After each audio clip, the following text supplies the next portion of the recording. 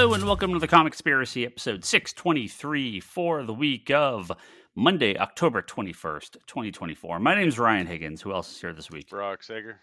And Kevin. Hello. I thought it was just going to be me and Kevin. Brock rolled in here a minute late. I was surprised. I was Brock literally here at like 9 o'clock, 9:01. Yeah, a minute late. That's what I said. Usually you're here like when I'm like as I'm setting up. So yeah, and tell them to go to bed it's all right. and shit. It's all right. You're not Toby. You're not rolling in 15 minutes after we start recording. Sleeping during the thing, right? Yeah. Hey, we got some news from New York Comic Con. That was something that not all happened of this this weekend. New York Comic Con. A bunch of stuff happened. Yeah. It was a bunch of news from New York Comic Con, which is good. We haven't had I feel like the news has been extremely light this year. There hasn't been like a lot of big stuff to talk about. But there was a couple cool news stories. There was a really funny. I saw a really funny. I don't know. I've some Blue Sky now. I'll call him tweets. I don't know what to call him. So I'll post a funny post on Blue Butterfly Sky. droppings. Dog barking. Happy outside. Dogs barking. That was like, wow, DC actually announced some pretty good stuff and some cool initiatives and a bunch of big like, big creators and stuff. Let's take a look and see what Marvel's doing. And it was the screen from one of their panels. It was Spider-Verse versus Venomverse. It's like, oh, Marvel.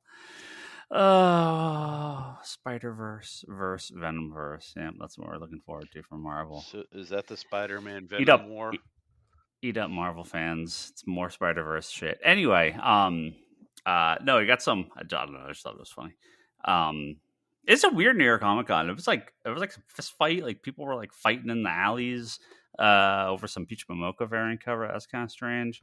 I don't know what's wrong with people. People suck. Is this the new like, bum the fights?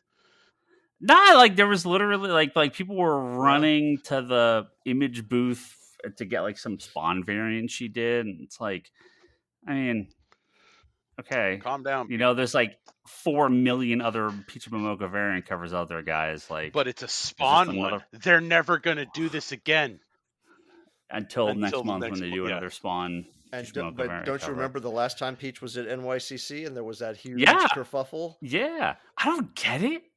She's fine. Her art's okay. It's a strange. I mean, her fans are a cult. Let's just say it. Her fans are a cult. I don't know if that's it. I mean, I think it's just. They let the asylum people form a cult. I think just people want to jump on the reselling stuff. I think people are just dying for any book that's worth a penny for them to flip. Jesus, and this was. The speculators. This conversation I heard yesterday while I was working, I was just like trying not to like gouge my eardrums out. It's just so bad. About what? Like, just this is you should use this and this app to do this, and this is how you can. And I'm like, oh my god. It's been. Yeah, it's the desperation. Like, it's that weird desperation, not desperation, but like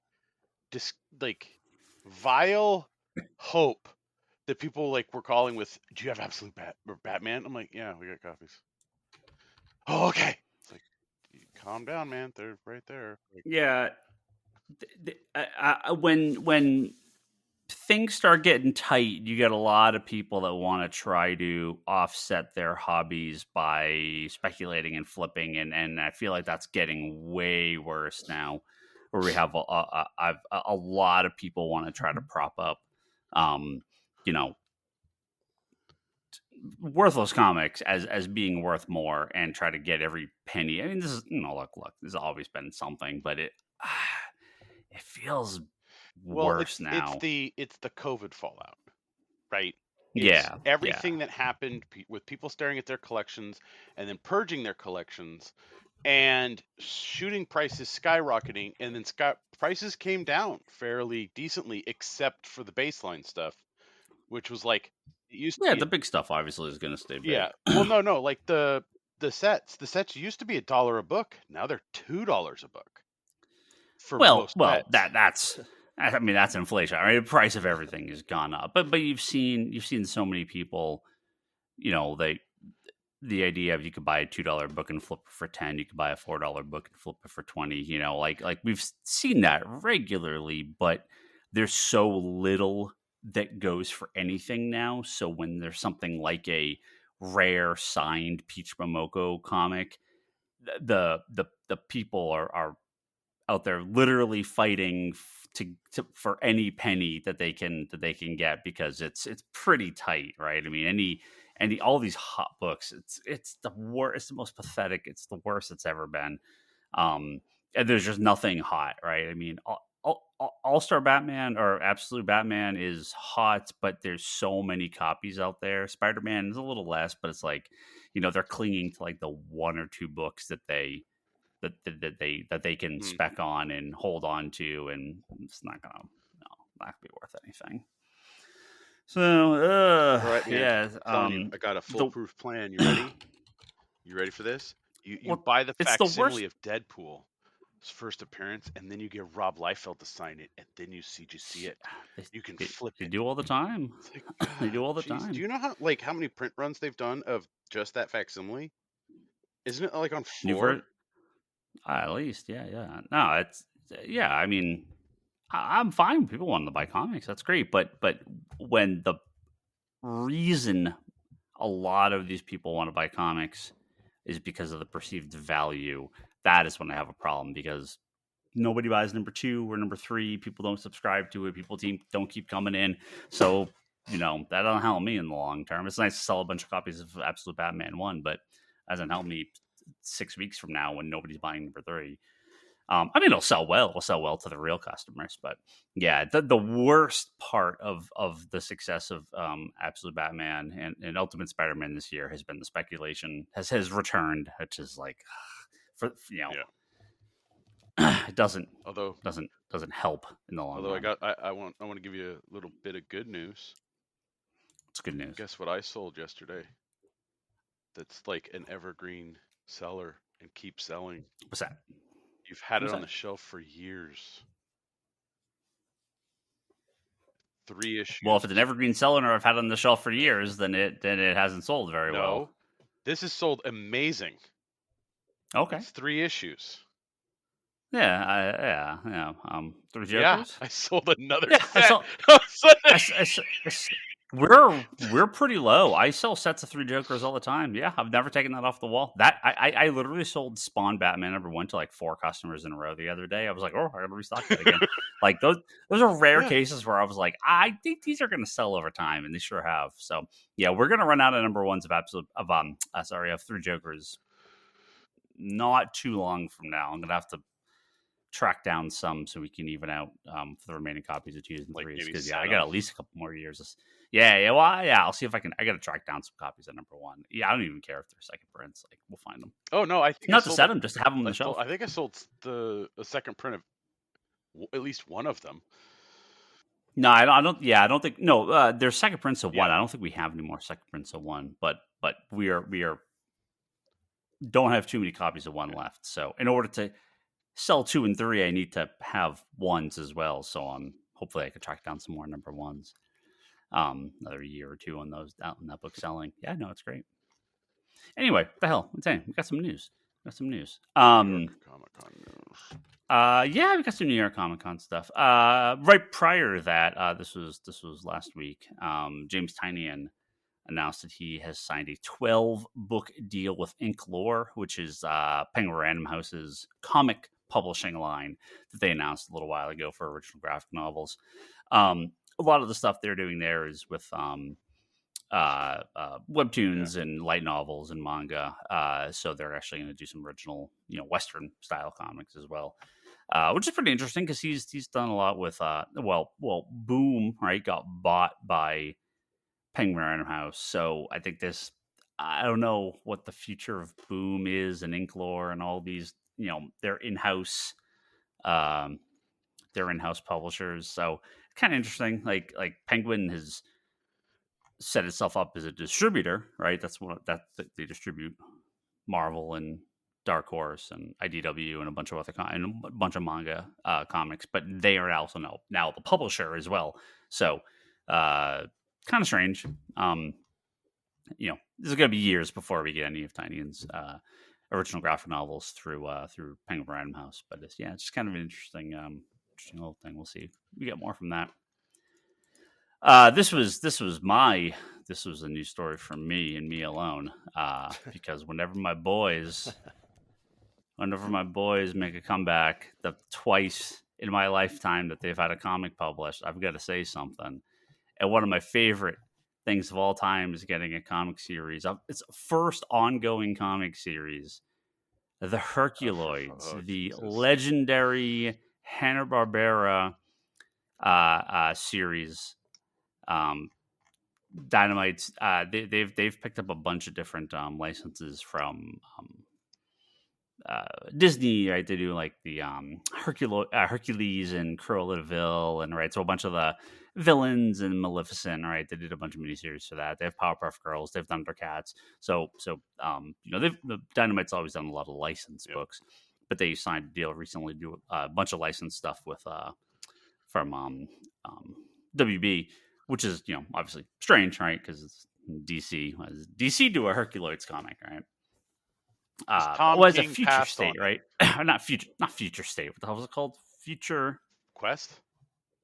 Future Quest, yeah, Future Quest. Hanna-Barbera stuff. Yeah. So a number of years back, they did a line of a bunch of the Hanna-Barbera comics. Yeah, they did Future Quest. They did Johnny's. Well, they did Space Ghost, and one of the books was Herculoids. But we are getting a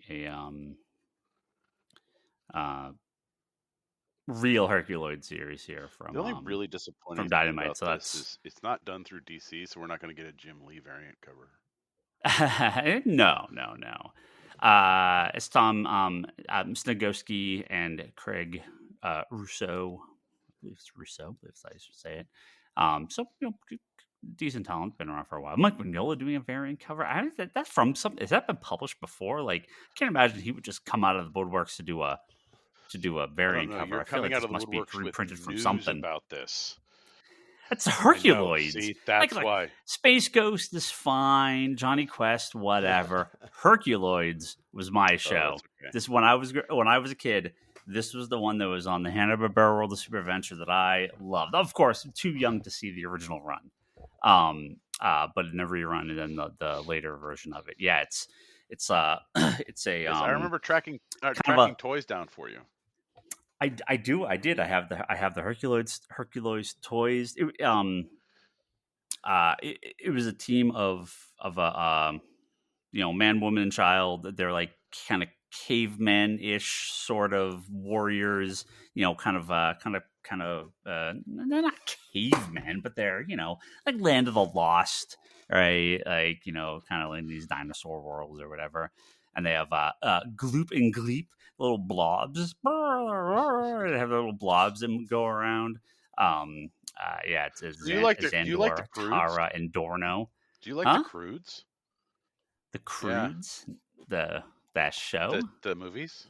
The movie? No, I never you saw should. it. It's right up your alley.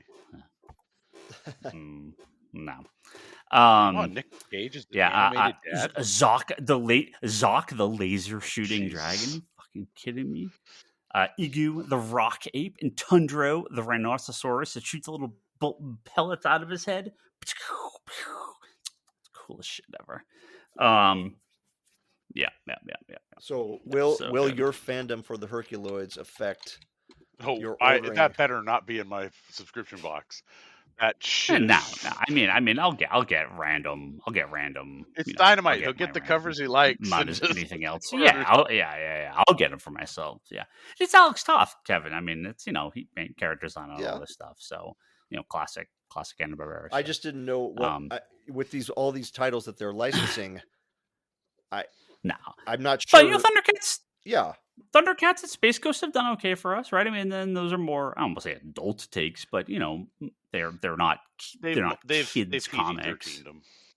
Yeah. So I expect this will be in line with those. It'll be, for a something's going on. A non-child audience. The doggos are getting aggressive. Is the wind picking up? I'll grab her. Nah. If she keeps barking, it's all good. We don't care. Makes it more real. But yeah, I love the Herculoids. So good. Oh, some connecting cover here. Oh yeah. Jesus. Yeah. Okay. I want you to videotape Marshall unboxing these and just shaking. I mean, I'm not head. an idiot. I'll get a whatever the returnability number is for number 1. I'll get a couple extra copies of 2, and then it'll just I'm not crazy. Be the only, I don't you'll let be my the only subscriber. Me and Rafi Right, would be the only subscribers. He's a big Herculoids fan too. So, yep. Yeah, it's good stuff. More con news. All right, New York Comic Con. Yeah, there was a bunch of news from New York Comic Con. One of the things that came out right prior to the con, but got announced kind of in line with the convention, was Marvel's premiere collection. This is Marvel's answer to the DC Compact Comics. We now have a new line from Marvel of single volume, kind of accessible one-off graphic novels, 6x9 at $14.99. I believe that is an inch wider than DC, or half an inch wider than DC's, at a $5 price tag more than DC's compact comics. It will be printing first 4 volumes coming out will be Daredevil Born Again, to come out in line with the TV show. Black Panther, a Black Panther, A Nation Under Our Feet, which is the kind of first arc, the Ta-Nehisi Coates, Brian Stelfree's Black Panther series. Captain America Winter Soldier, obviously Ed Brubaker and Steve Epting, and the Fantastic Four Solve Everything. Now, this one is what I thought, I'll say, was interesting. We could talk about this. I will read the direct quote here.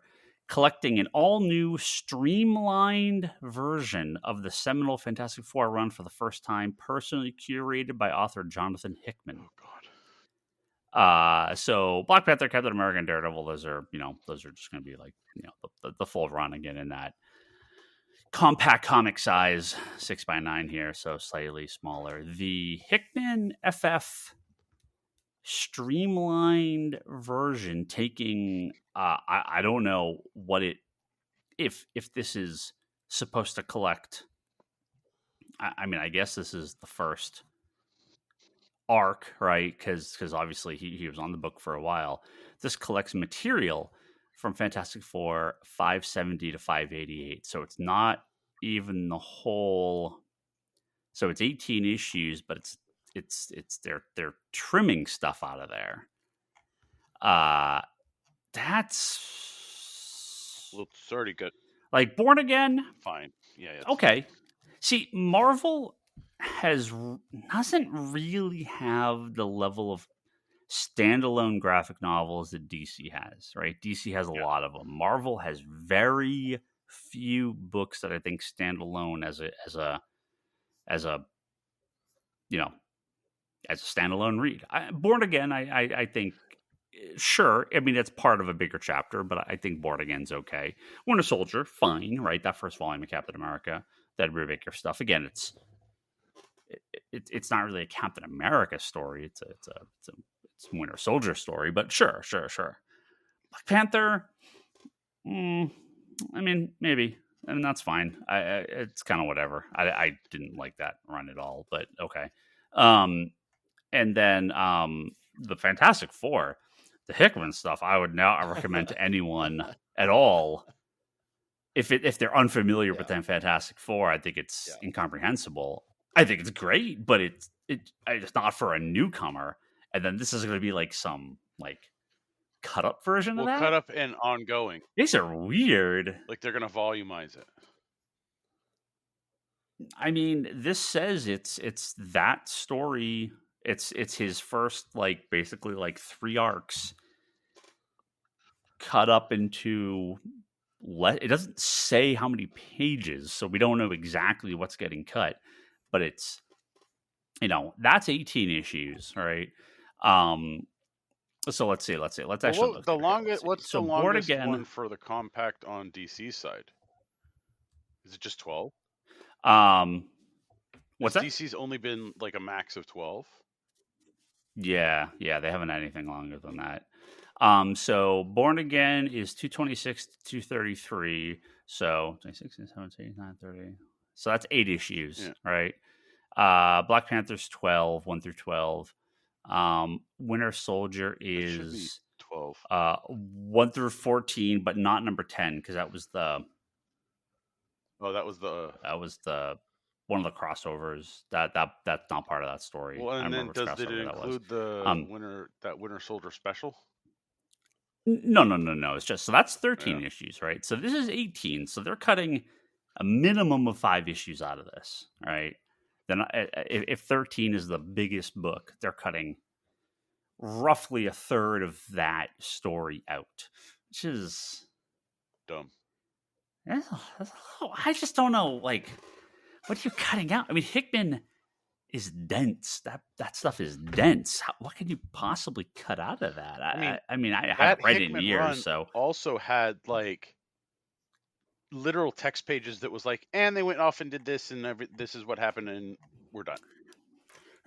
Yeah, they have all the symbol shit in that too. Like, how weird book. So I mean, there's books they could do in this for sure. They could do Civil War. They could do Infinity Gauntlet. They can do, they could do Planet Hulk. Sure. They yes, a bunch of the events from the last 25 years, 30 years or so. Yellow, white, they could blue, probably do this. Gray. Yeah, maybe 2 of those in a book. They could do the first 8 issues of 10 issues of any of the, basically the equivalent of the old Marvel Masterworks, right? They kind of already have those, but if they want to do it in this line, they can do that.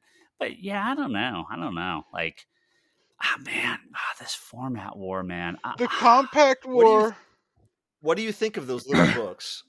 Like, I mean, in the side of the store, not you personally buying them.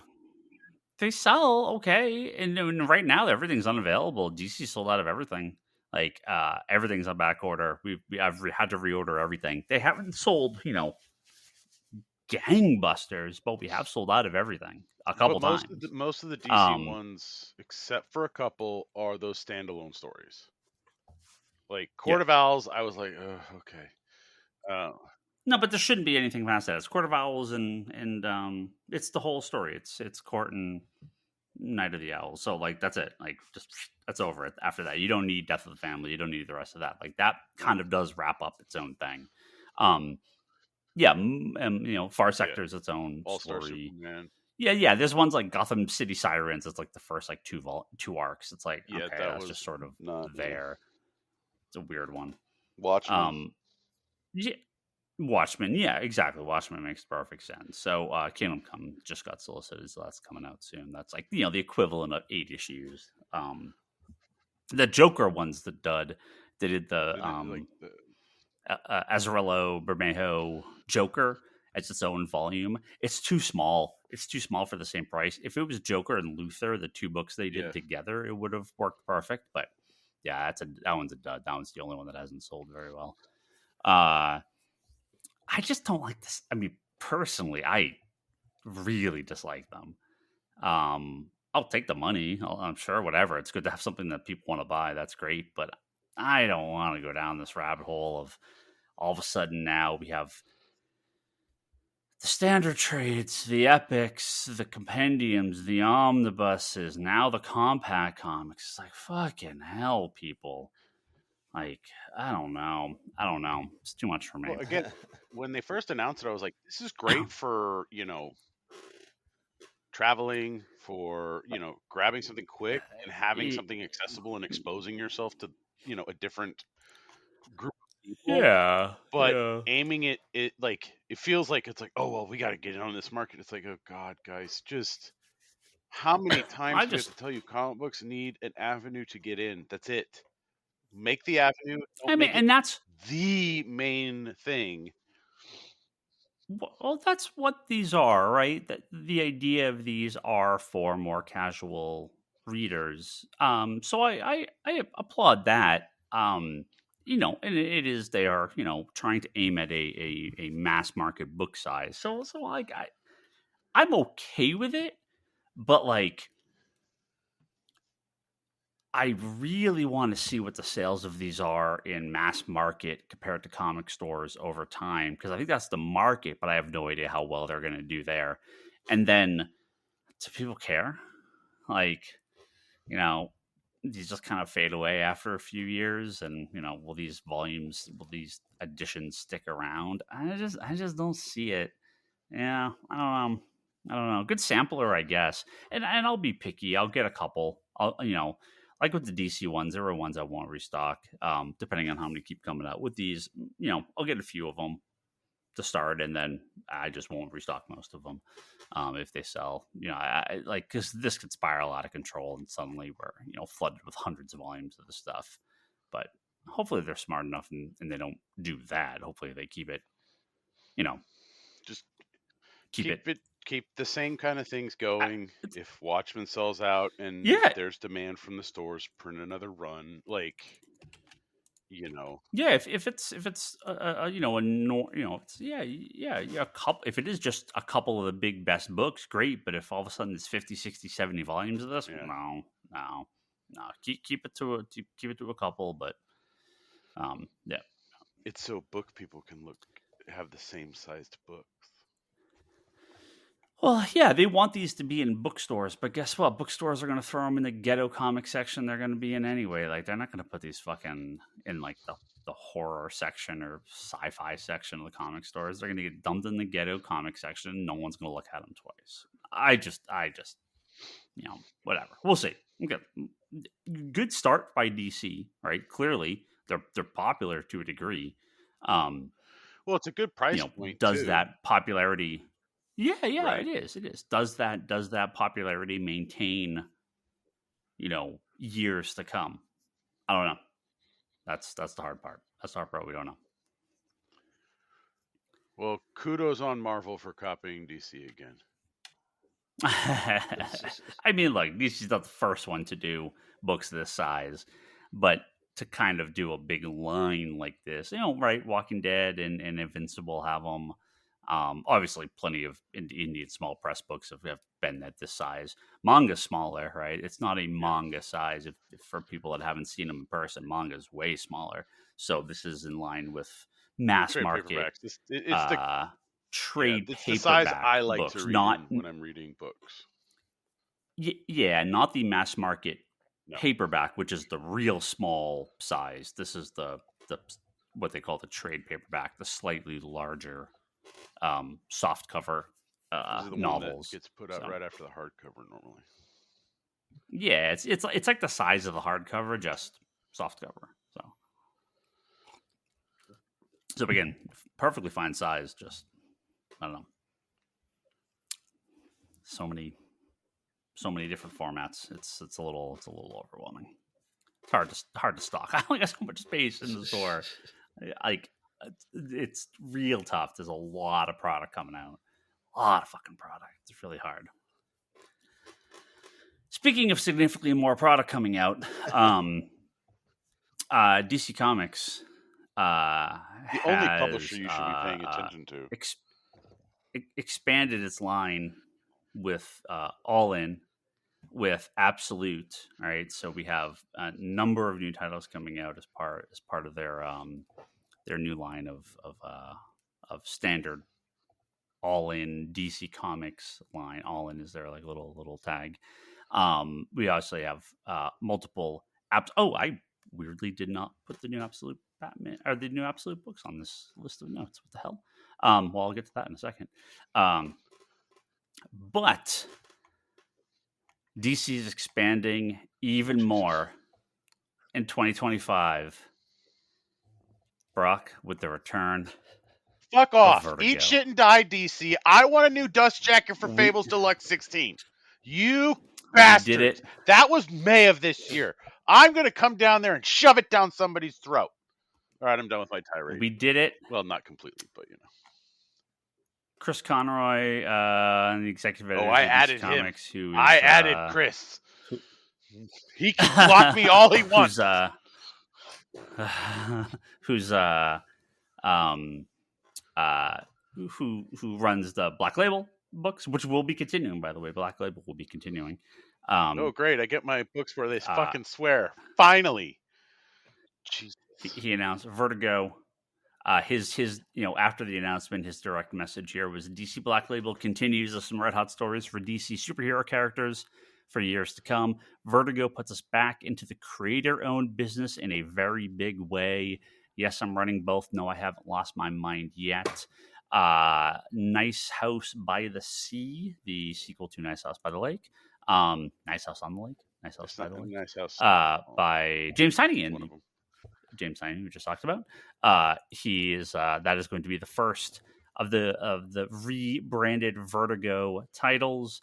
Oh, so great! So my again, Nice House on the Lake's going to have that DC emblem, and then my Nice House on the Sea is going to have the Vertigo one. They don't give two shits about my bookshelves. So if you have a copy of Preacher with the Vertigo label, and then the newer printing with the DC label, and now you have the newer printing with the Vertigo label once again. So yeah, if you have the Vertigo label, then the DC Black label, and then they rebranded everything just DC again, and now you're gonna have the Vertigo label. Publishing companies don't care about our bookshelves or how they look. Spine lovers, I'm sorry, but we're back. Vertigo's back. Thank you all very much. The past 5 years has been agony. Yes. So I from what they've said, it doesn't. We're not. Sandman, Hellblazer, Swamp Thing, Animal Man, Doom Patrol, all that stuff's not going to be back as part of Vertigo. Vertigo is going to be kind of what it was in the later years, where it really was a creator-owned line of titles by DC. The DMZ stuff, the Scalp stuff, the Day Tripper stuff, all of that stuff. Yeah, Preacher, all that stuff. Yeah. Which luckily I got before they did the changeovers. Like DMZs, they're beautiful. I think Black Label will continue for the Sandman universe stuff and the more mature stuff they want to do at DC. It does seem like they've gotten rid of the oversized format for Black Label. There hasn't been a new oversized book in a while. Well, the last one they did was unless you want to count, right? Unless you want to count the technically continuing Superman, Mark Waide, Brian Hitch, Brian Hitch book, which they've had one I issue, wouldn't right? hold my breath. Yeah, they sure have. Wouldn't hold my breath on the rest of that anytime soon. Was there something else that never finished? Was there another Black Label book? I think that Suicide Squad one felt like it was never going to end. The Waller versus Wildstorm that finished. No, that finished. But there was something else that didn't. The Black Label book that didn't finish. I thought there was something else that got scrapped. Yeah, when's that Last Days of Luthor? Oh, that's it. Yeah. Last Days of Luthor. That's the Superman one. Yeah. I don't know. I feel like there was something else, but I can't remember. Anyway, not important. Vertigo's back. Oh, I'm so happy. Oh, I'm so happy for Vertigo's. But that only book they announced, right, is the Sea. Yeah, which is already coming out, right? So issue 4 or whatever will have a Vertigo label on it, and when doing the field will be Black Label. Yeah. I'm curious because I think most people when they think of Vertigo think of those glorious days of Sandman. But nobody thinks about Vertigo. Transmet. Nobody thinks. about fans of a certain age. So newer fans have no idea what it is, but fans who know what it is think of a very specific period of time, and so it's hard to just say Vertigo's back and the magic's back when you don't know what those books are going to be. It's not just that. It's you had a very strong editorial team. You obviously had amazing set of creators. For me, what I thought was strange was that once DC once Warner Brothers and then AT&T and whatever Discovery and all that, kind of realized, oh shit, we own DC Comics. We should maybe do something about that. Vertigo and the creator own line seems such a natural point to have a pipeline from comic to media, right? To television, movies, and podcasts, and whatever, right? So when this happened, when Vertigo kind of was killed off, I like, look, you can do that runaround. Image is great for ownership, but you still have to deal with getting your books licensed and getting the books out there to put into other markets. And you would think Vertigo could be set up to funnel that stuff, had like a first look directly to Warner Brothers. So you have a project at Vertigo, they get first dibs. You have you get ownership rights after 5 years or 3 years or whatever the hell, right? And Warner Discovery gets first look rights at anything you publish. So you automatically have an agent working with you at Warner Brothers and at Warner Discovery to immediately pipeline this stuff. Now, I mean, look, as a comic person, I really don't care. But from the creator point of view, yeah, a lot of the money comes from that. So it seems like I mean, I'm sure there's a lot more detail involved with it, but it feels like they would have had a much easier time to get those creator-owned books in front of Hollywood through DC. So it was crazy to me that they scrapped this. I mean, they probably don't have the same ability to offer the rights that Image does, because Image controls nothing, right? It's just the publisher. So you're giving up some piece of the pie to DC, but I would think it's worth it for anyone coming in, because you don't have to worry about all the back end stuff. That's what Warner Brothers is for. So, I mean, who knows? It's probably a lot more complicated than I'm making it out to be. But it just, yeah. Now, what I would love, here's what they should do, right? Here's what, Kevin, to answer your question, or to answer your problem, what I think they should do, how you launch a Vertigo, right, is you do 2 sampler one-shots. You do a Vertigo classic anthology that is Sandman, Hellblazer, Swamp Thing, Animal Man. You could get Morrison back to do an Animal Man story. You could get, you're not getting Alan Moore back. That's fine. Gaiman would come back to do something for Sandman for this. Not right now. Right? Yeah, it's going to be next year anyway. It's fine. You do the other sampler is exactly that. It's DMZ, Preacher, Y, Transmet. You get those guys to come back. And look, obviously some people, Steve Dillon passed away. So, there's choices that have to be made here. But kind of like this is what we were, right? This is what we have been in the past. You do a third sampler after that that's like, and now here's the future. That's basically like a cheap introductory launch to a bunch of new series, right? So you do original stories of all the classic stuff to get Vertigo back in people's brains as a thing. Oh yeah, Vertigo, that's right. And now we have, here's the new batch, and you announce, 5 or 6 big creators coming on board. So that's what I would do. Again, easier said than done. Like making money. These companies don't seem to want to make the money. I mean, I'm sure they do. It's the wrong way. It's difficult because to get. It's difficult to get there on the freaking shelf. The wrong way of doing it. Brock, you get a little black piece of tape. You cover the DC logo. You write Vertigo in white pen. Their mistake. And it's not me. You go on Reddit, you ask someone for the. I 100% guarantee. There's people on that reprint. Someone already has. Yes, I know. Yes, there's already a custom dust jacket for. I'll for invoice this. DC, it and once they pay, then I'll have it done that way. You can do it. You can do it tomorrow. DC can do it. I like your idea, Ryan. Thank you. Me too. Well, see, the question is how much do you make those one shots?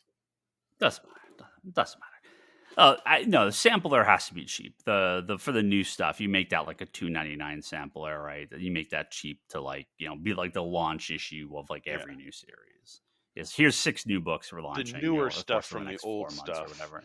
that you kind of charge that kind of one-shot price. Yeah. I mean, like, yeah, if it doesn't matter what the price point is. If you have a new Transmet and a new Sandman story, people will pay fucking whatever. But when you're asking people to pay For money, new put money stuff, you down need for to a give them. a new unknown property, you're like, okay, because there's a million number ones every month from Image and Dark Horse, and IDW involved, and blah, blah, blah. So like why does DC? Right. How is DC's any better? Right. That's the art. That's the Vertigo of the time, and the original Vertigo. But now the question is, forget better. How is this different from Image? Yeah. What are we offering at all?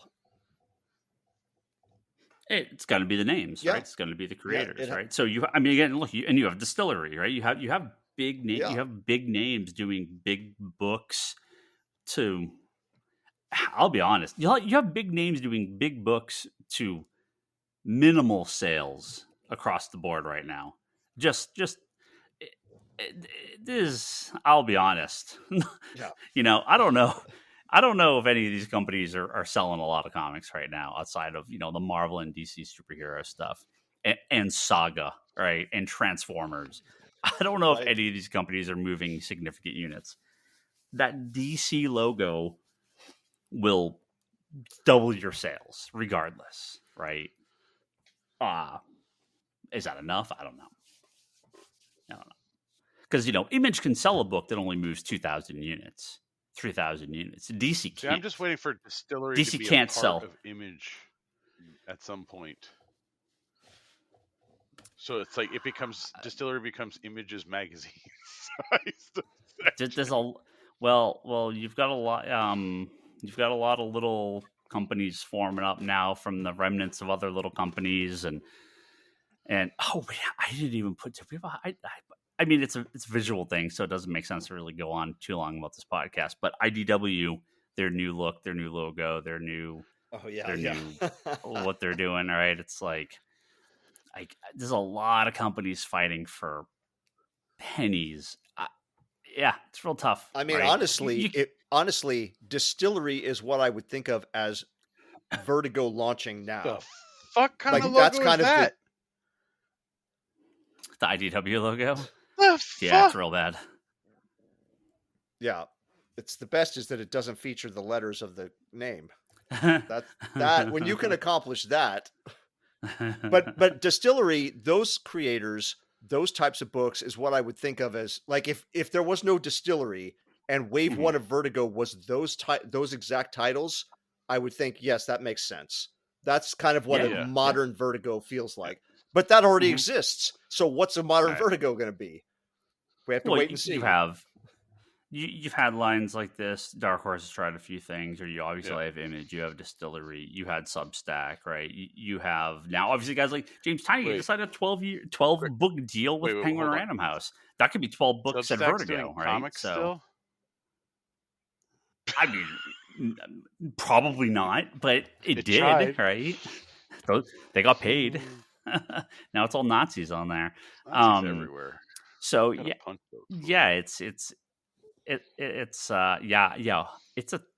it's tough, right? And I think the backing of a direct line to Warner Brothers and the name alone is a big boost, because if it was DC's creator-owned, self-published line, whatever, Joe Blow Comics, like, no, people would be like, yeah, whatever. Like, blah, blah, blah. Vertigo is like, Chris Connor he knows what he's doing. He's not an idiot. He's of everyone that I've seen at DC, he's been there at this point. God, maybe the longest of almost anyone there at DC right now. He's been there for a long time, and he's got real good taste. He's done some really incredible books, so I think he's the right person for this. If you like a book from DC, his name is most likely on it. He does most of the Black Label and most of the mature stuff, and a lot of the cooler, more unique stuff at DC. Yeah. So I it's tough. And Kevin, in his replies, I did see this on Blue Sky, so I thought this was kind of telling, right? In his replies, Greg Rucka replied and was like, Vertigo, call me, right? Like, so if you haven't already called Greg Rucka to do Right. something, if you haven't already called Greg Rucka to do something at Vertigo, like, I think there's not a problem. It's just like, how far along are we on this? Because wouldn't he be like in the top like 10 people you'd probably call to be like, Greg, you want to come back? We're doing Vertigo. Here we go. What do you want to do? Like, so it's gonna be a while before we see anything, other than Nice House. And I just think, look, Chris, it's in good hands with Chris.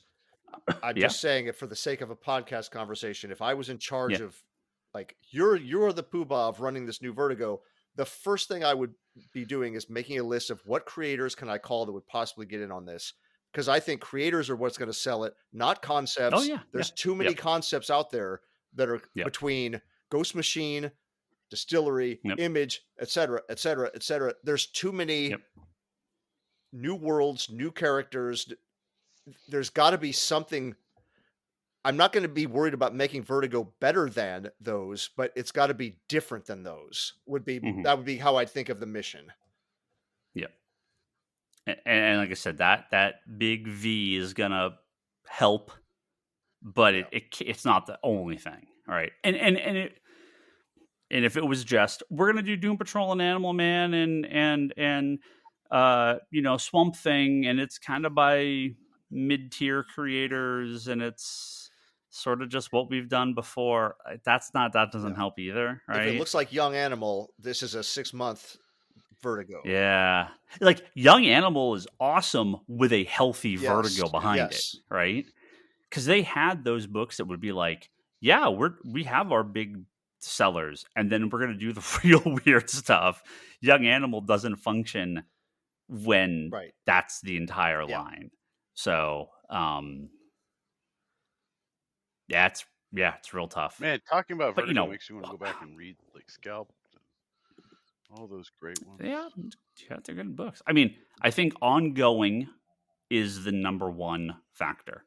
I think these have to be ongoing books. Yes.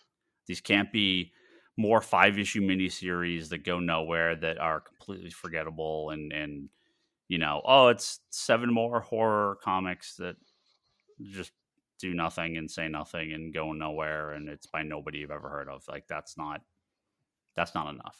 So I think hopefully DC can offer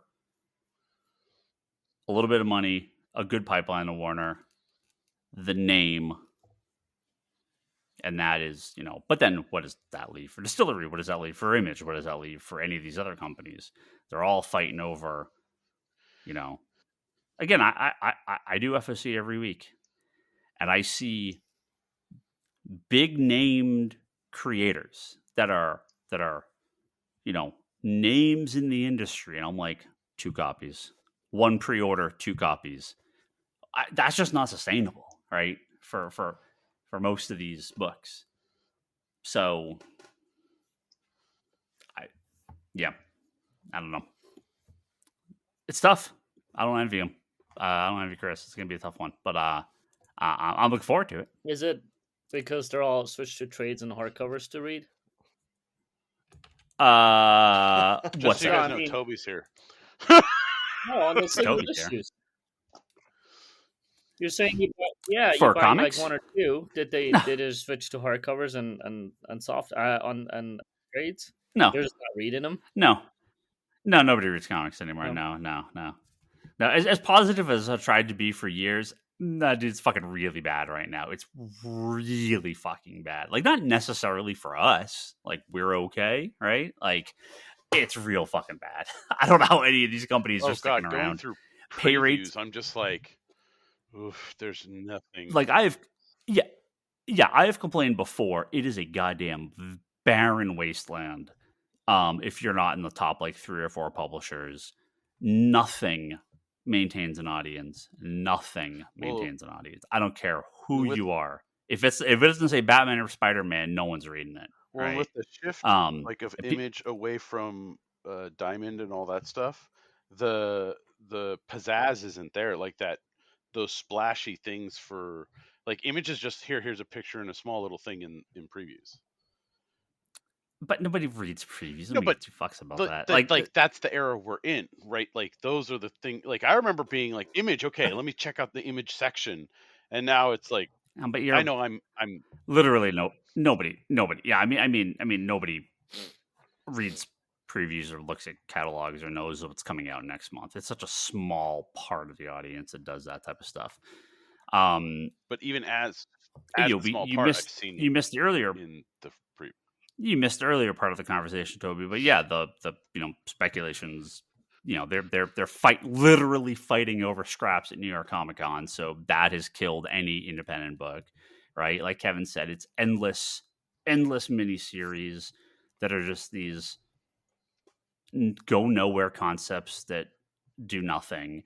The internet has taken a big chunk out. A bunch of people have switched to digital. A bunch of people have switched to piracy. A bunch of people have just gotten out entirely. Yeah.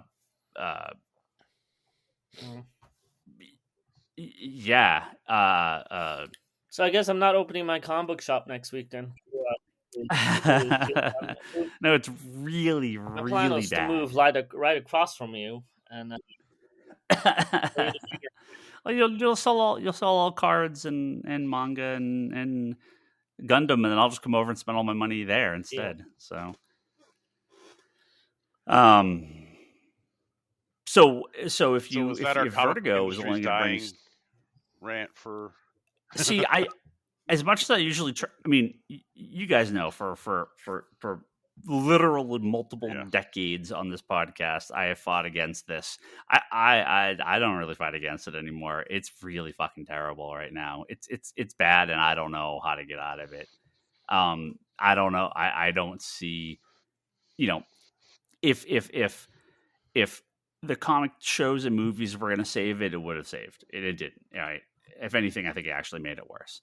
Marvel is paying poverty rate wages. They're getting absolutely nobodies to do their books. Their books, every volume is selling less than the previous one. The numbers across the board right now that I'm putting into Marvel orders are pathetic.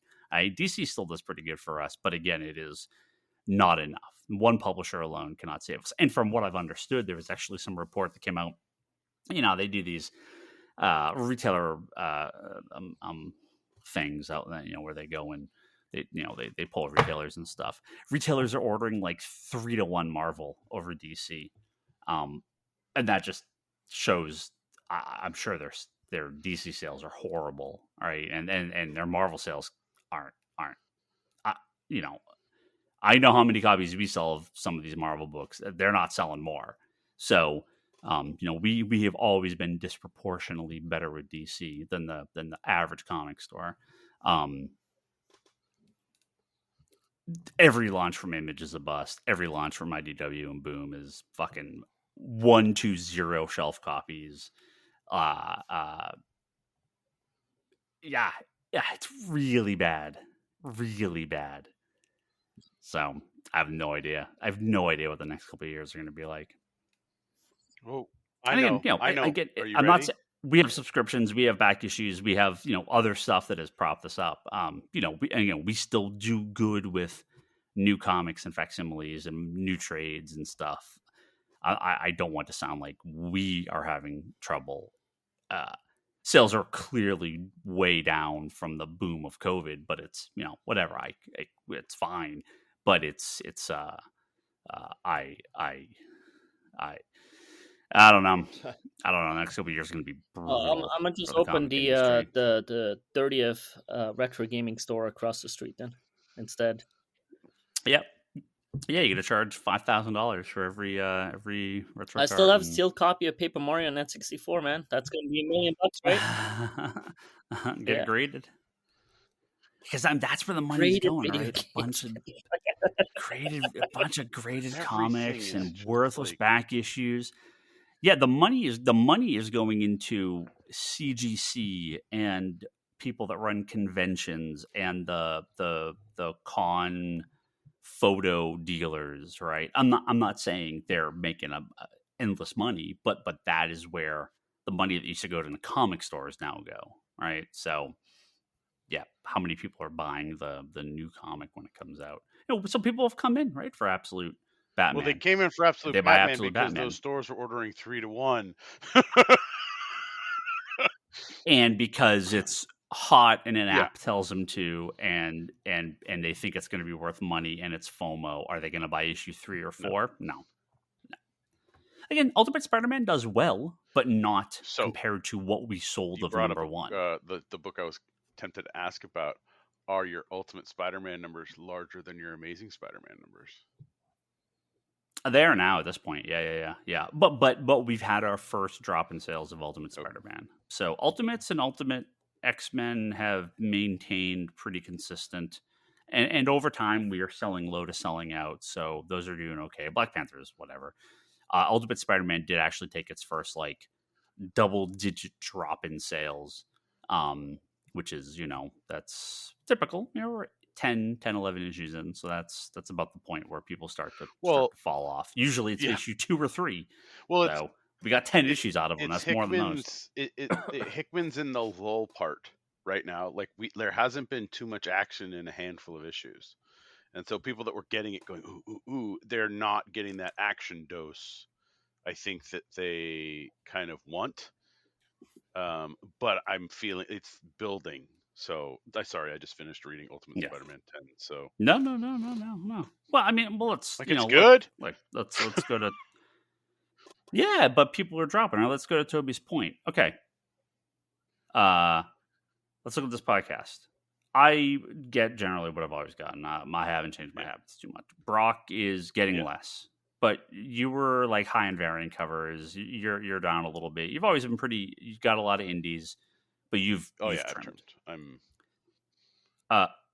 Kevin has. You're kind of at the level you've always been that I've known you. I mean, you've been higher in the past at points, obviously, but the last, I'd say 10, 5, 8 years. I'd say if I didn't come in for a month, there would be probably $2-3. No, 10 books, maybe. Yeah. Toby's out. Charlie's out.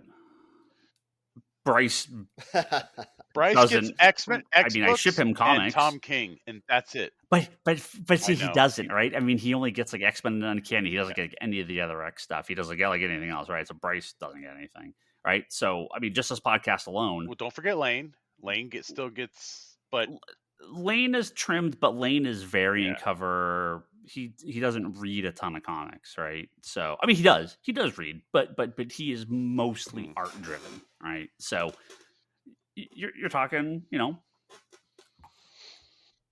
all but, let's call it a combined total of 2 out of 8 people on this podcast have dropped to get nothing anymore, right? So that's an industry-wide problem. That's not just this podcast, and that's not just us.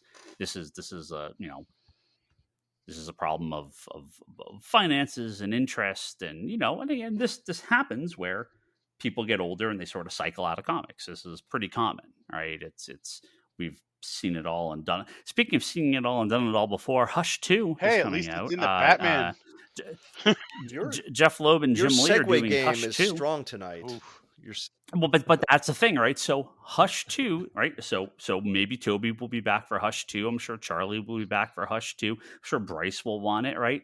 Do you keep buying it when that book's over, though, right? Isn't this sort of the problem? We can occasionally go back to the well and grab people for something, but are they sticking around for Transformers? Are they sticking around for G.I. Joe and Thundercats? I mean, they'll read it for a while, but the quality will drop. They'll come back for Hush 2.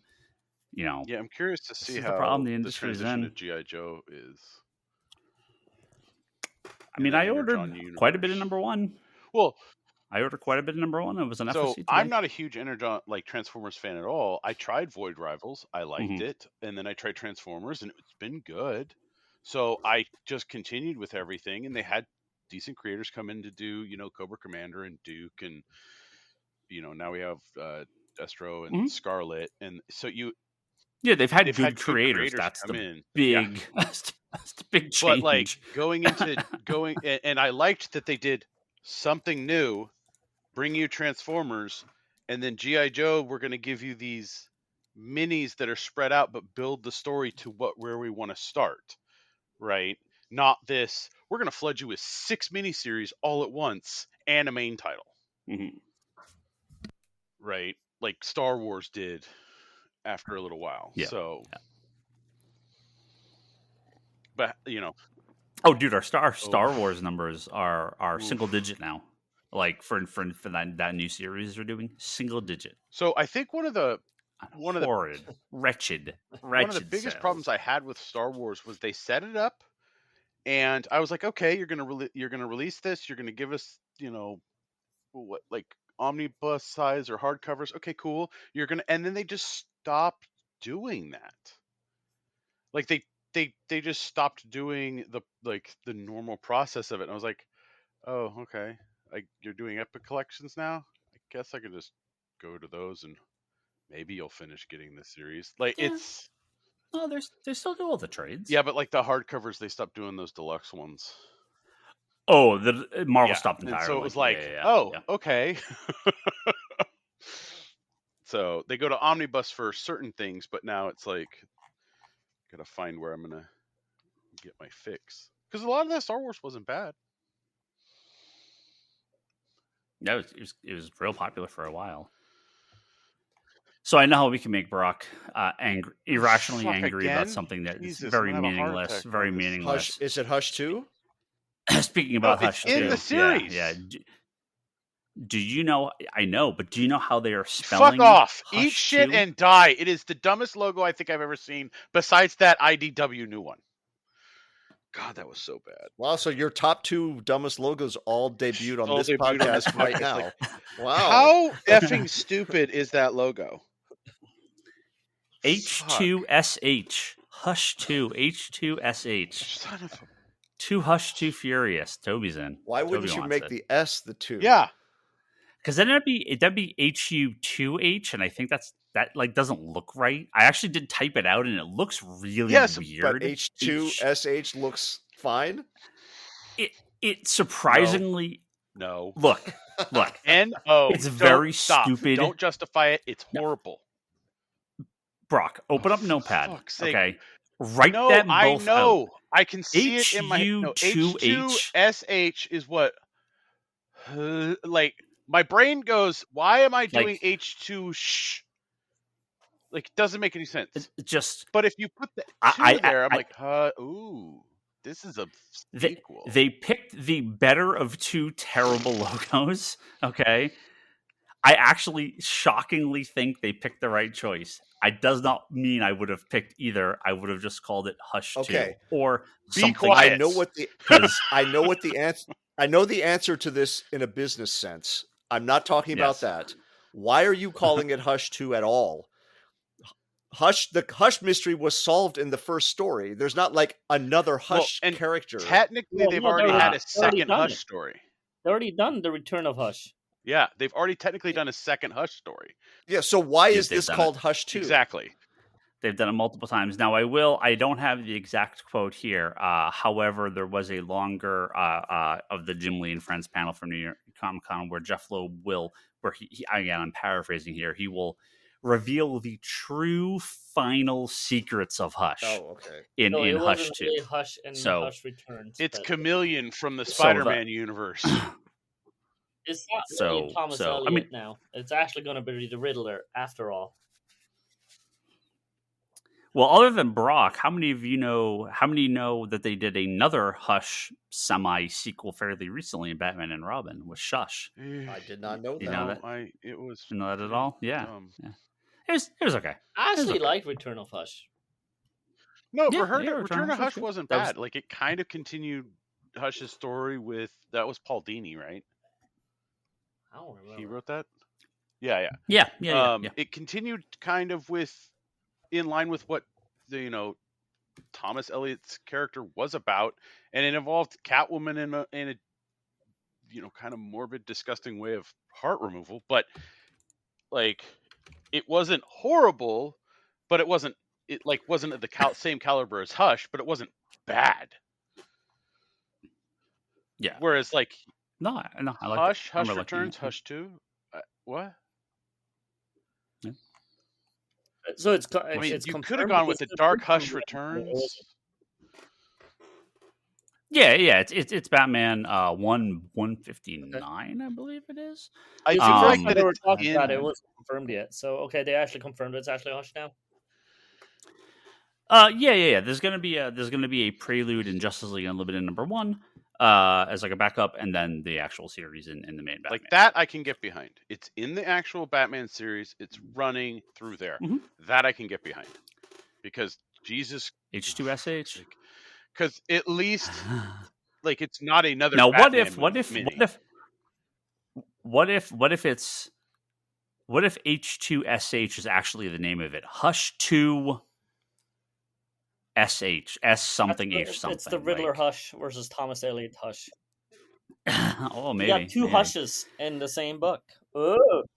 Jason Todd and Batman, or Alfred and Jason Todd's. No, what the fuck is it? Jason Todd and Alfred's body? Is that what it was? Yeah, is that what it was? Yeah, that's old school geek box. They're going way back. Jason Todd and Alfred's body. Alfred and Jason Todd's body. To go back on the comic sales, does this they suck now in general? I mean, there's like nothing that excites me anymore though. Like, not to trash bash the current industry, but trash bash. There's nothing that excites me yeah. though. Mm-hmm. Yeah, we're old people that have seen it all and done it all and been around. If none of the other ones are buying it, yeah. Good luck. Yeah. I mean, is it just generally like not good books at the moment, or is it just we don't like them? No, there are good books out there. Yeah, there's plenty of the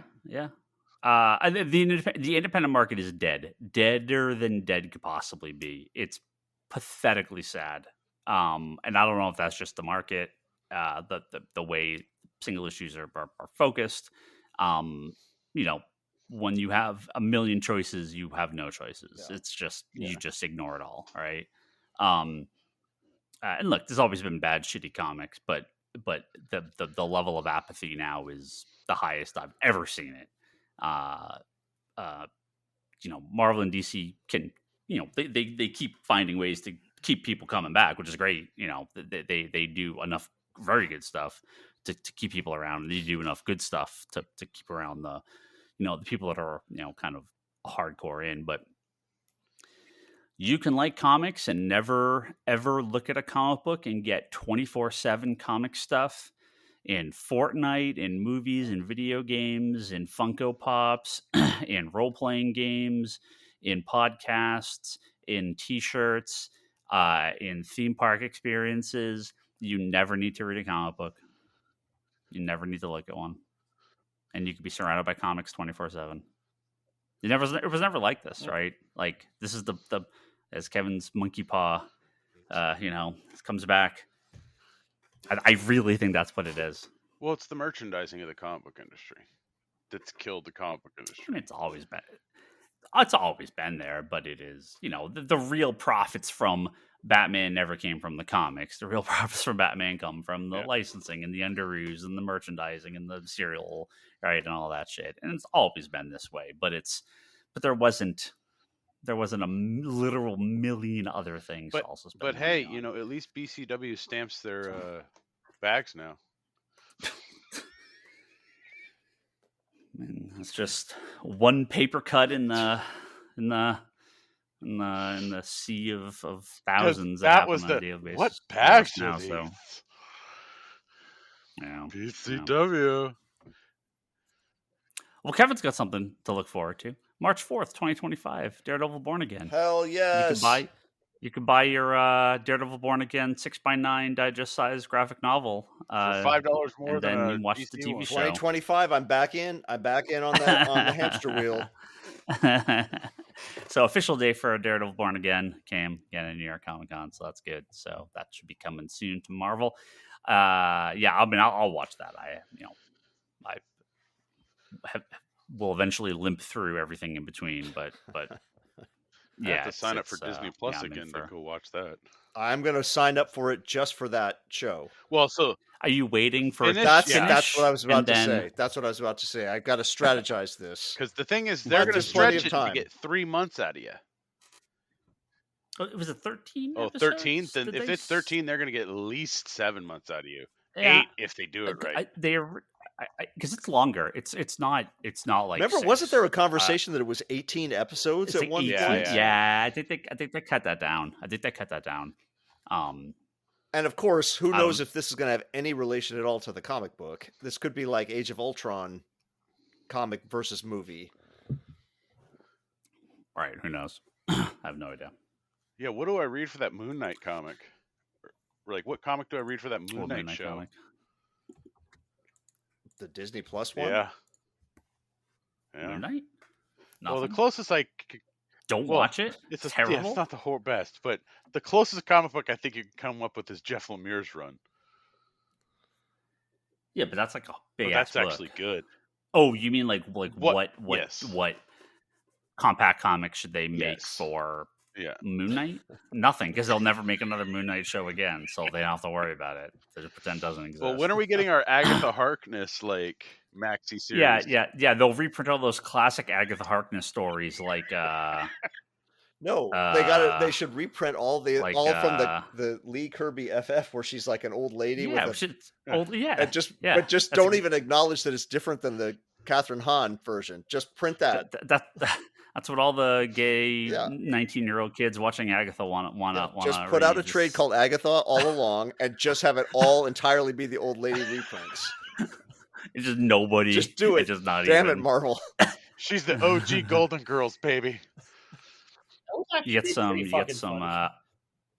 get some Art Germ modern cover on the front, But and, with her and then you open old. up and Yes. you're like, Art Germ drawing her Oh. old. This is the key. You have to no sell it. Just like don't even acknowledge it's a different character. it's funny. So bad. Well, finally, the real best news of the last couple weeks, by far and away, we've now gone from a movie some people are excited to now the greatest movie of all time. We finally are getting everyone's favorite comic character, mine and yours. And don't think I'm joking. I'm not. I already know what you're talking about because I know you're not joking. Darkhawk. I wish. No, Speedball. only second. Almost as good as Darkhawk. My I'll say third favorite DC character, Krypto. Are you is wait? coming Okay. to the silver screen? All right. Let's put a pin in Krypto's coming to the silver screen.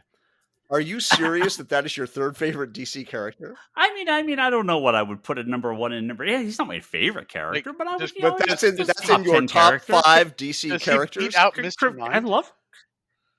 I love Krypto. I like Krypto too. I'm asking as a character. You're saying he's in your top 5 favorite DC Okay, characters. he's at least top Head. 3 animal DC Okay. animal. Okay, Behind top 3 Captain DC Carrot animal. and who else? Well, I mean, look, you have Mr. Mind, of course, right? You have Streaky's good, right? I mean, obviously Beppo. You have Fuck! Disney Comics, Plus of already course, pretty charged me. good. I was gonna cancel this shit. Streaky's pretty good. Now- Where do you come down on Ace? Jumpa. Oh, I mean, Ace is awesome. Batcow, of course. Oh, Batcow, okay. of that course. cow just needs to be. Top. I'm vegan and I'm like, kill that thing for beef. Jumpa, incredible. What about the But I mean, come on, Krypto's the OG. Yeah, like yeah. he's the best. Like, of course. all right? of course. Okay. Prody. Do you count Prody? I Doesn't count Booster Prody. Gold have a cat? Legion of Super Pets, though. Who I'm a has a cat. cat? Dexstar, Badge. Dextar's awesome. Now, do you count? like do you Badge. count? What's his name? The Green Lantern, the the Chipmunk. chipmunk? Badge, yeah. No, not him. Not him. Oh, the the one other from one. Justice League. Starts Nort? with a G. What the hell is that Nort? character's name? Nort. Yes. Yes. Do you count that as an animal? No, don't. That's not a chipmunk. No, I he's know. I I'm said. talking dog. about I know. Nort, not the chipmunk. No, I'm talking about Badge. I know. Yeah. I'm saying not the Chipmunk. Nort is Nort. Does Nort count as an animal? Nort's amazing. Yeah, of course. Yeah, I mean, Nort's like Kind of there. like Goofy, right? Like he's not really an animal. He's an Okay. animal man.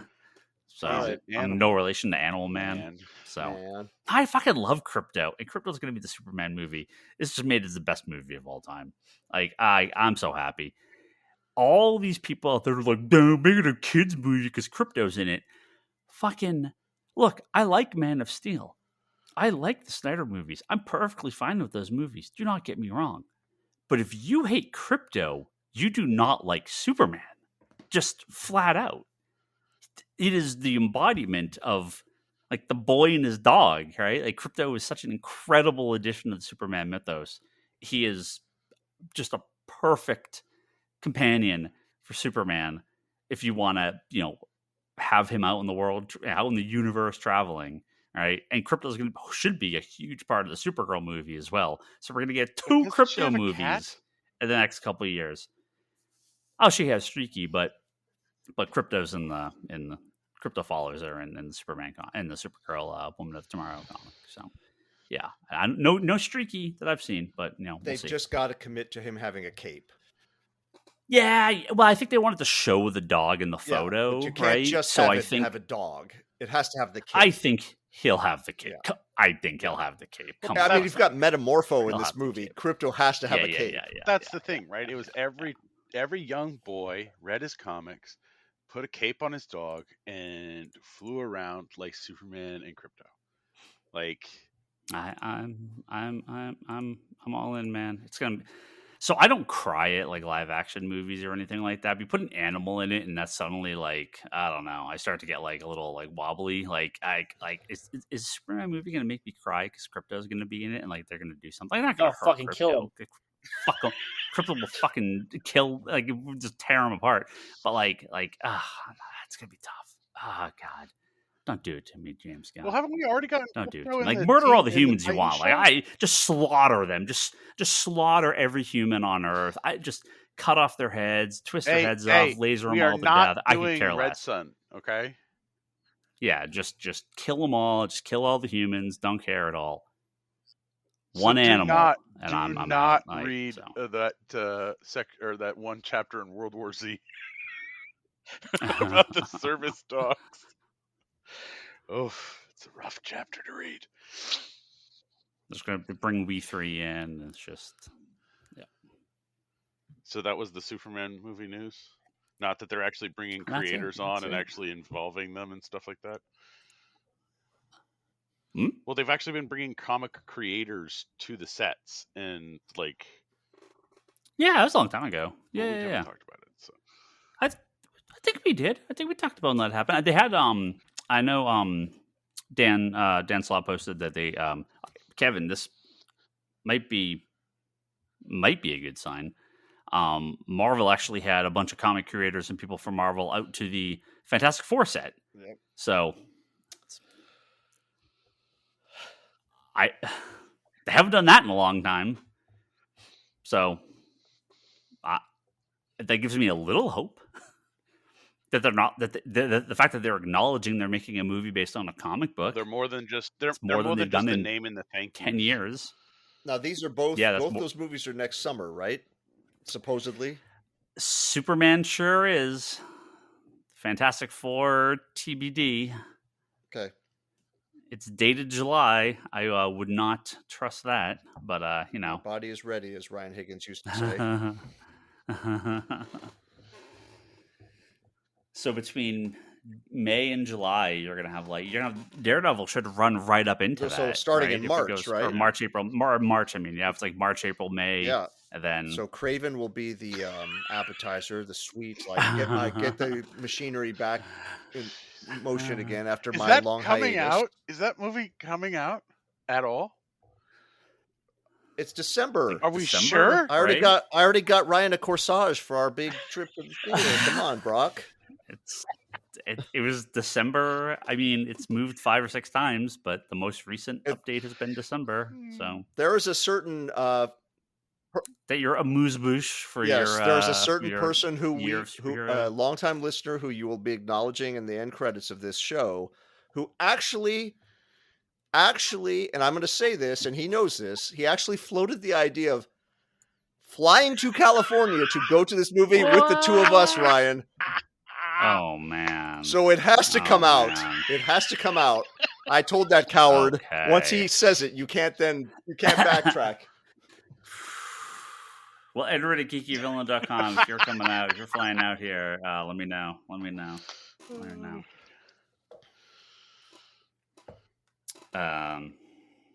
What? Not Indicator? Yeah.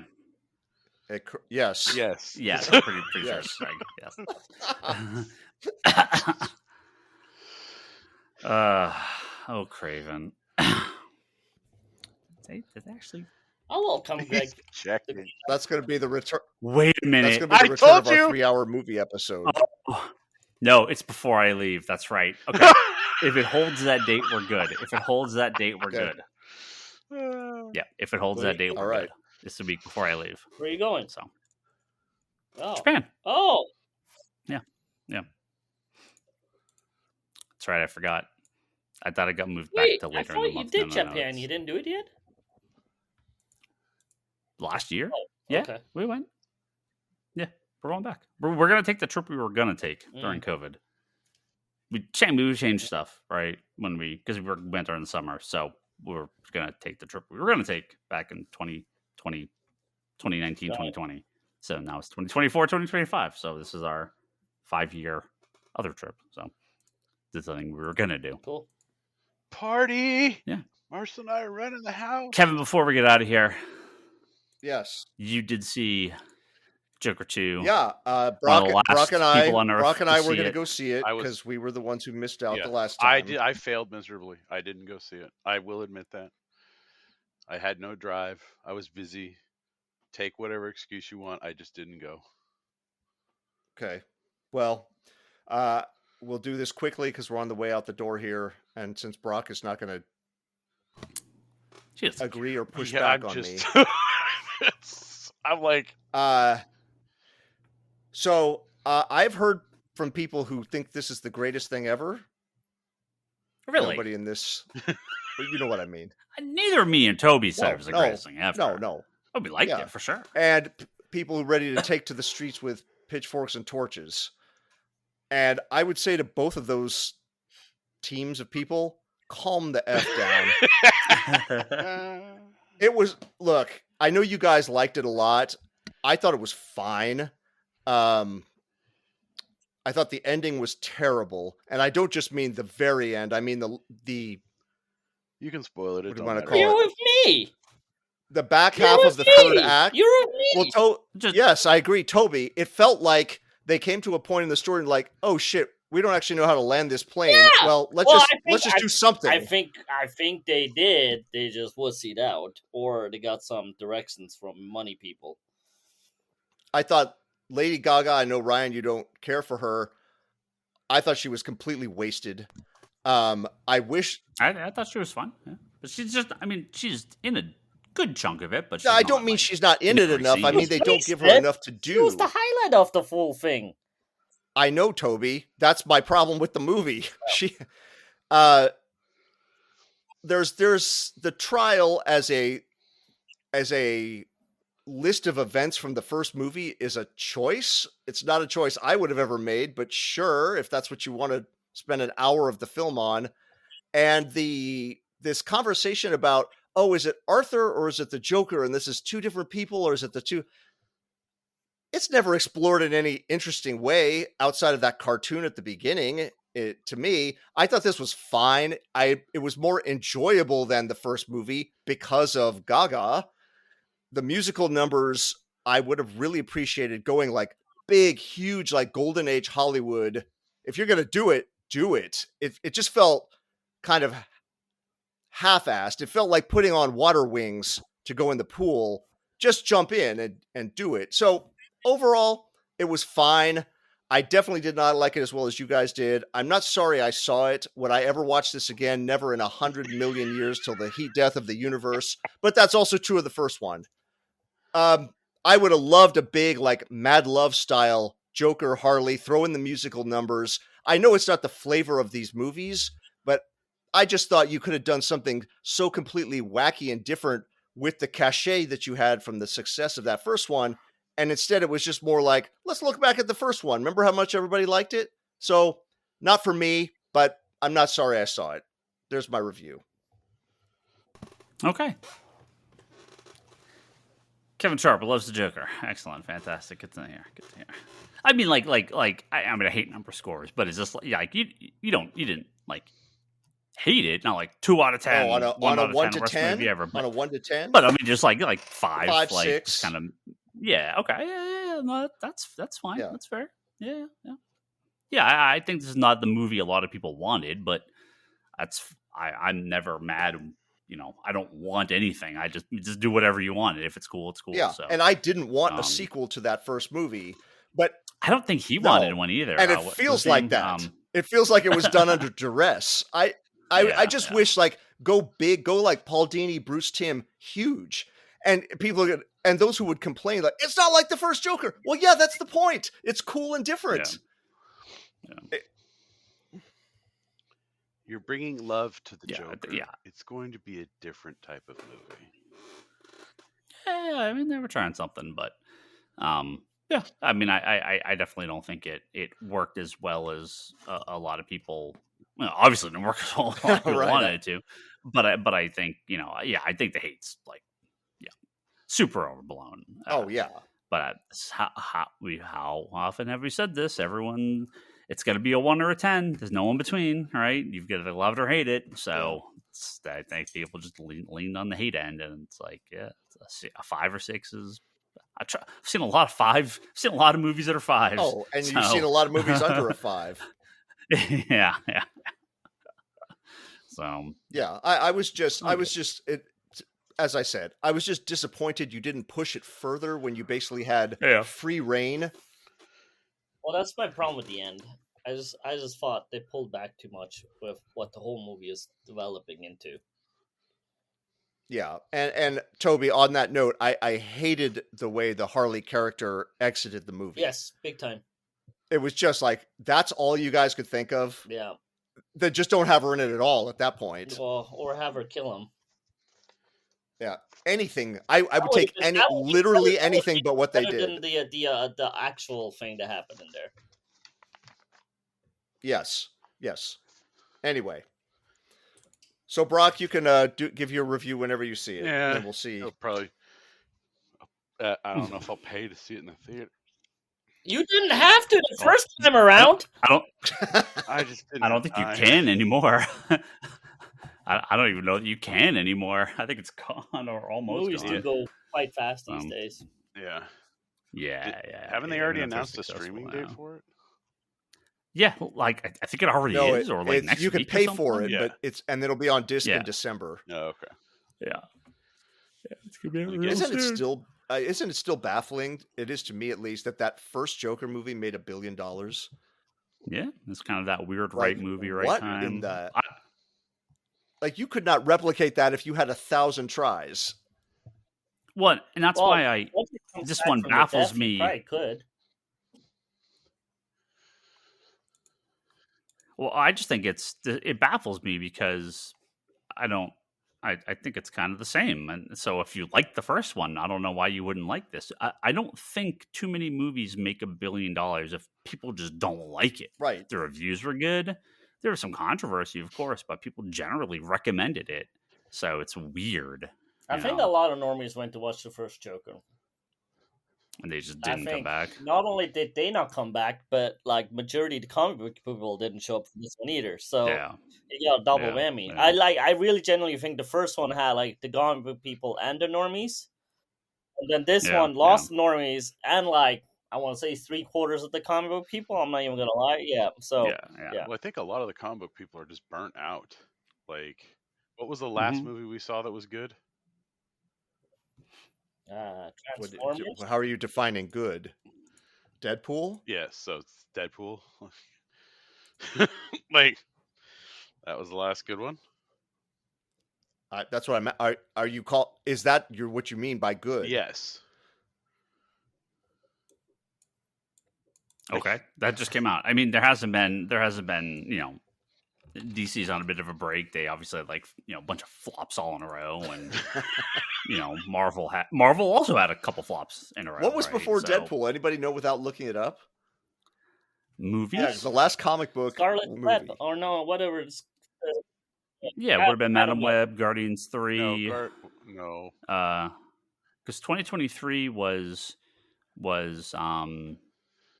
Venom 2, Guardians 3.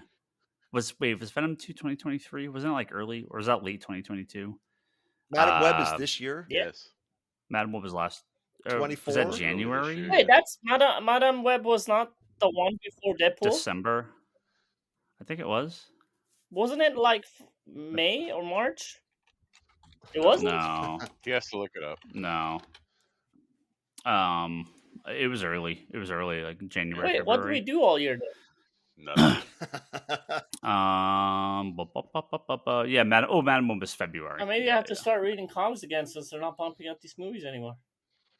Yeah, and Guardians was last summer, the summer of like the end of towards the end of last summer.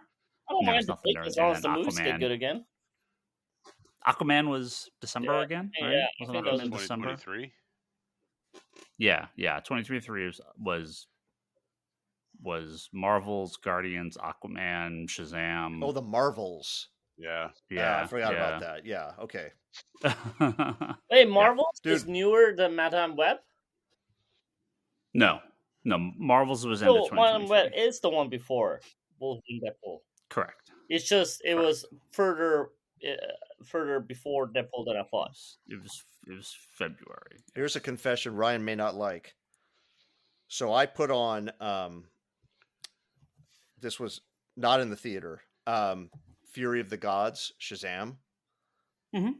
I got about 15 minutes in. I'm just like, we're not doing this. I'm Okay. just like not doing this.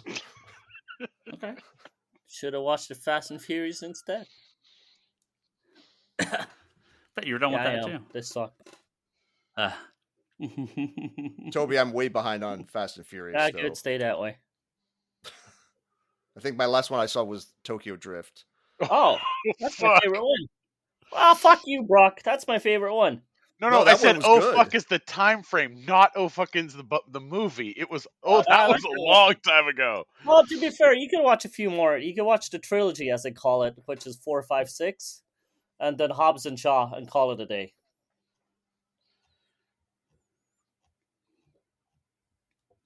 Yeah, I think the new ones are people are kind of finally done with them, right?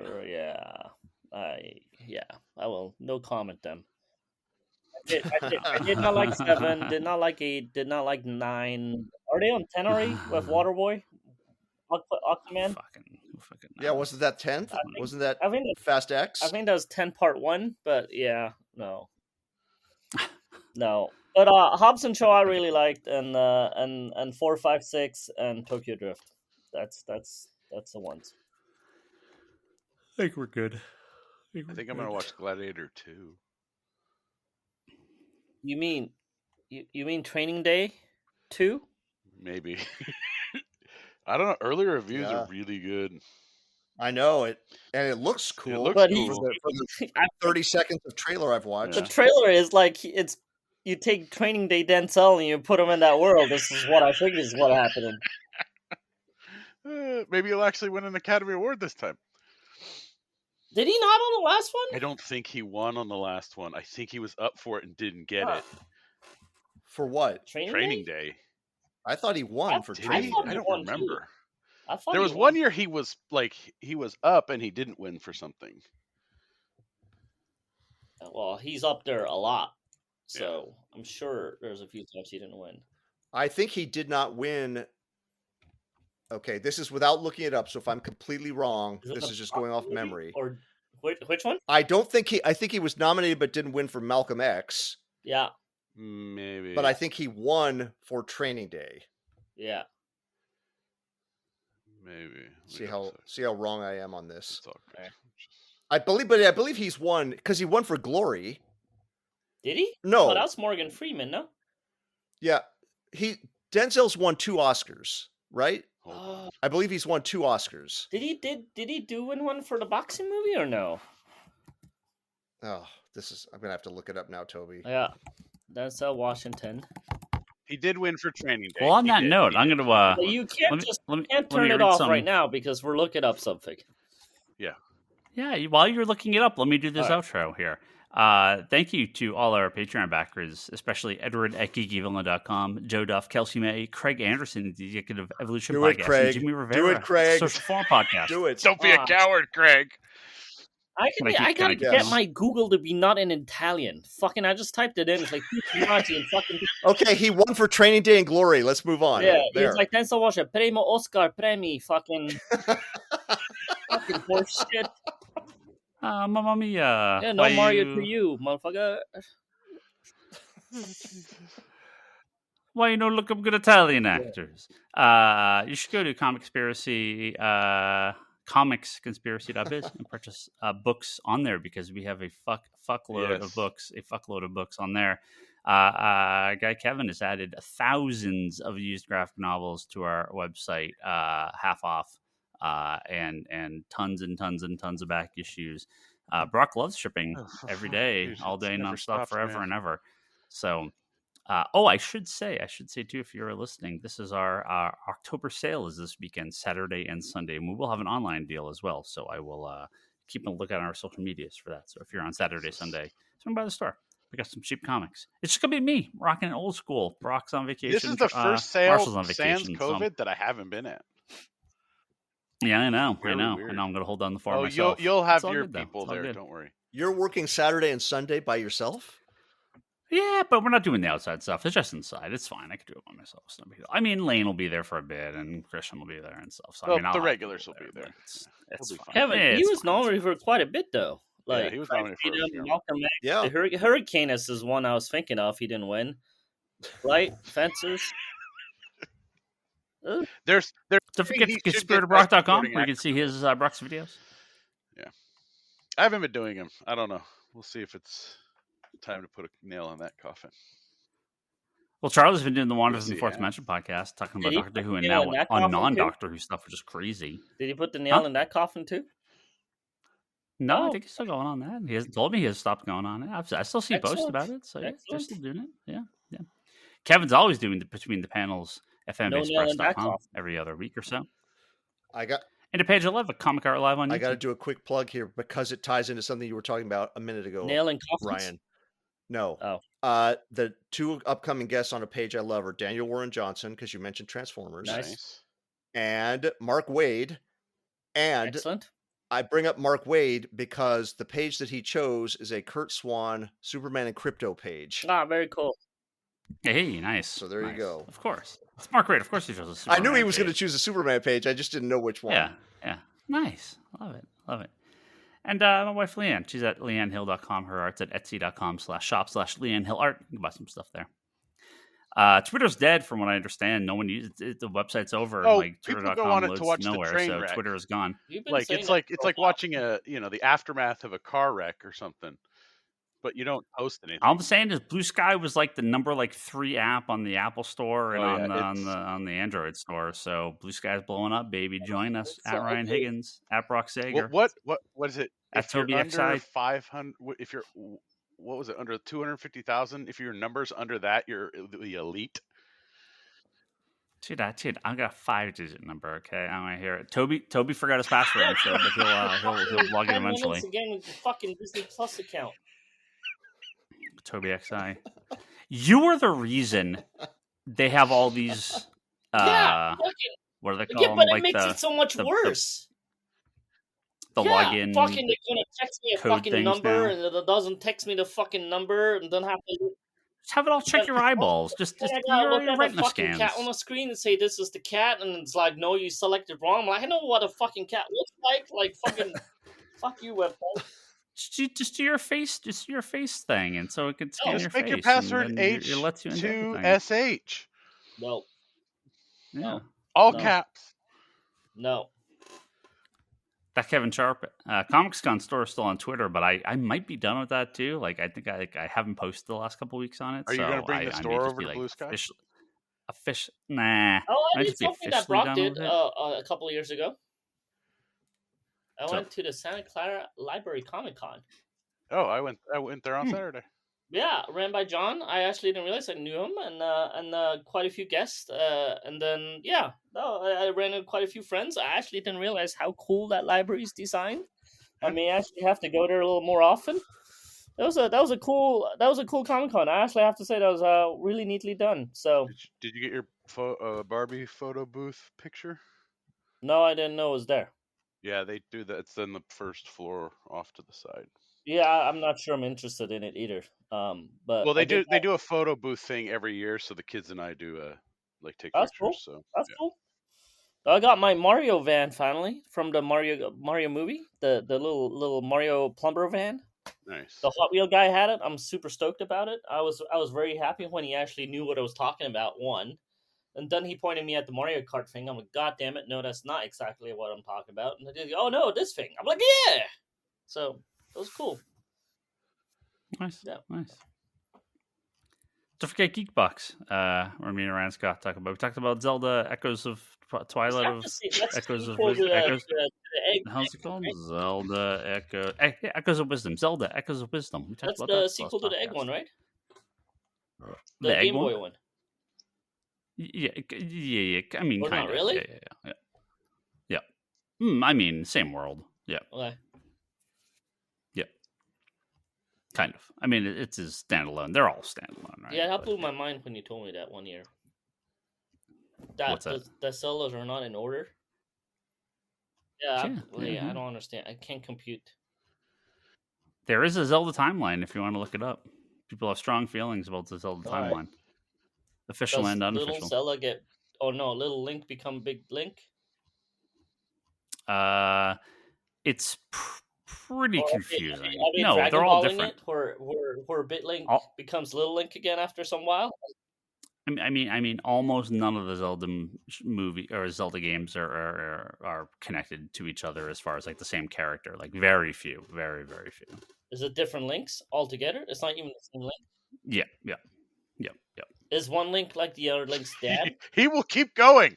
He will keep going. 100 generations. Oh, I like that better. I'm down for that.